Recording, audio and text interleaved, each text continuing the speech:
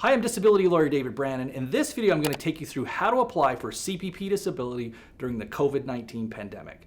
So after watching this video, you'll know the basic steps to apply for CPP disability, but also the kind of things you need to know, the weird ins and outs that are happening right now because of the pandemic.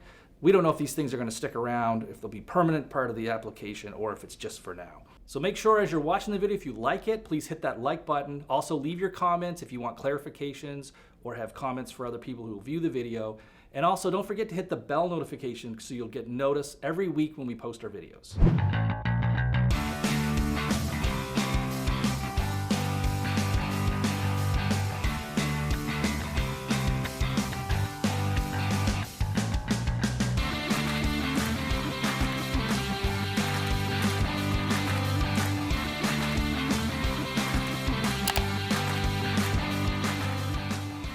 So the first thing you need to know about applying for CPP disability is to take stock of whether it is the right time to apply. So you have to think through, have I made enough contributions to even be eligible to apply for CPP disability? You have to have paid enough into the CPP disability plan, and you have to have made enough recent contributions in order to be even eligible to apply for CPP disability. So the first thing you need to figure out is, do you have enough contributions? The second thing you have to know is, do I have enough documentation? Like, have I been to the doctor? Is my medical condition documented? Have I documented my treatment and my attempts to stay at work? That kind of thing. If those things are not documented, you're gonna have a lot of problems when applying for CPP disability, and you may want to try to get some of this documentation in place before you apply. So the third part on whether it's the right time to apply is, do you have your doctor's support? No one has ever been approved for CPP disability without support from their doctor or other medical professionals. You have to have that talk with your doctor and figure out, are they supportive of you applying right now? And if they're not, there's steps you can take, or maybe you just need to do a little bit more before the doctor will support you in applying. All right, number two, this is something that's unique to right now. You have to go and register your My Service Canada account. Now, if you already have that account set up, that's great. But what you'll learn, as I did when I went to go check it out, if you haven't already registered it, you have to order a code that will come in the mail, and it takes about 2 weeks. So you have to go there and register, but you won't be able to immediately log in. They will need to send you an authentication code that you're gonna get in the mail, that you have to go when you get it in the mail and go log it in so they can authenticate that you are the person. They match it up with your address. It's meant to prevent fraud and that kind of stuff. But it does mean there's like a 2 or 3 week lag here, maybe longer, depending on the mail. So you want to go do that right now. One of the benefits of having the access to the My Service Canada account, and again, this is the government account, is that it allows you to apply online, as you'll learn here in a second, but you can also check your application status. And more importantly, you can check your contributions to figure out if you have actually paid enough in to qualify for CPP disability. So number three, you want to get the forms. Right now, we're dealing with this hybrid situation, and you'll see in a second that you do apply online, but we believe a paper application is still part of the process. So what we suggest that you do is get the forms.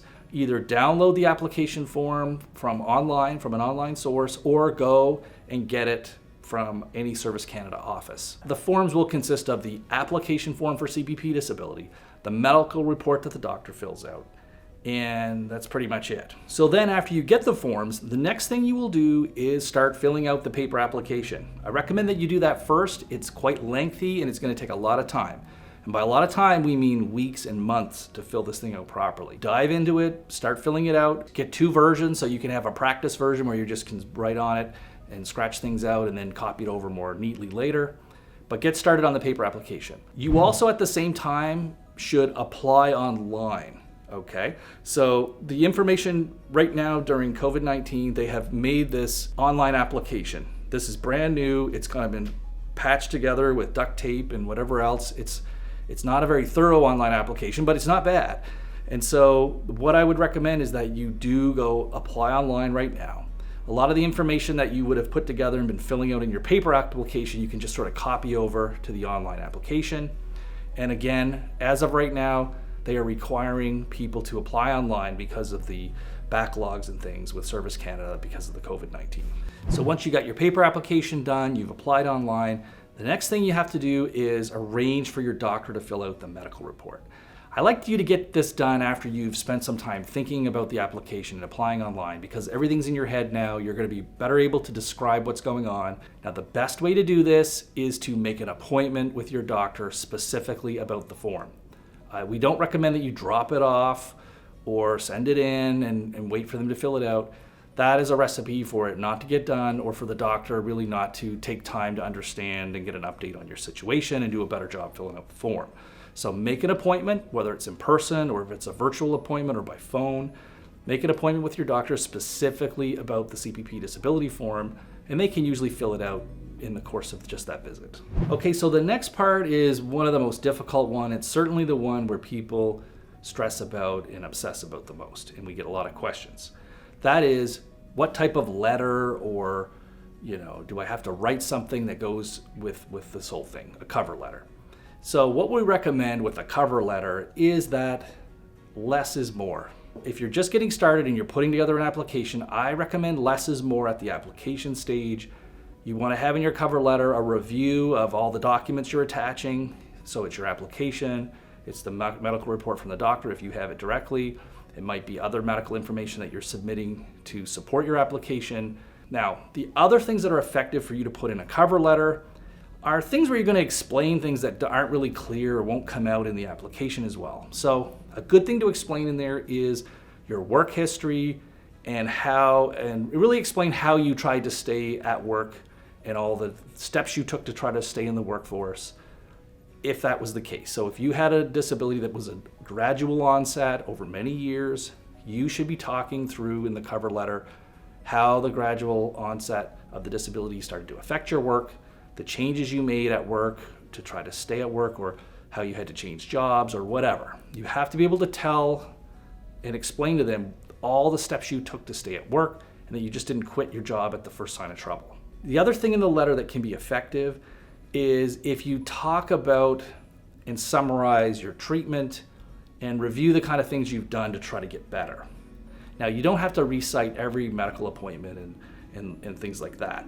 What I would focus on here is just maybe give them an overview of the types of things that have happened and how your treatment has gone from a big picture, so they have some sense, okay, yes, this person has been getting the treatment, they've got these kind of things. That way they'll also know if they want to order more information. So if you mention that you've had physiotherapy, that you've done these other things, a psychologist, if you haven't included those records already, Service Canada might see it in your summary, oh yeah, maybe we should request that they provide us with some of that stuff. So that's the kind of stuff you should put in your letter. Try not to get into lengthy legal arguments or going on too much. Remember, there's going to be a lot of information already in the application. The cover letter just needs to supplement it and to tie it all together.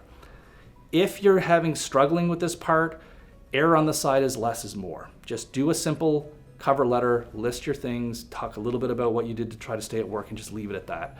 And it's going to be easier for you to do longer. If your case doesn't get approved, it'll be much easier for you to give longer written submissions at the next stages. So the last step is probably the most obvious, but you will send a paper part of this application into Service Canada. Again, it's kind of up in the air right now. The history and the tradition was always that everything had to be sent in paper. They are accepting part of the application now to be done online. However, you are still going to have to send paper things in, and we believe you'll probably have to send in other parts of the application, because the online application is much simpler and basic compared to what their paper application is.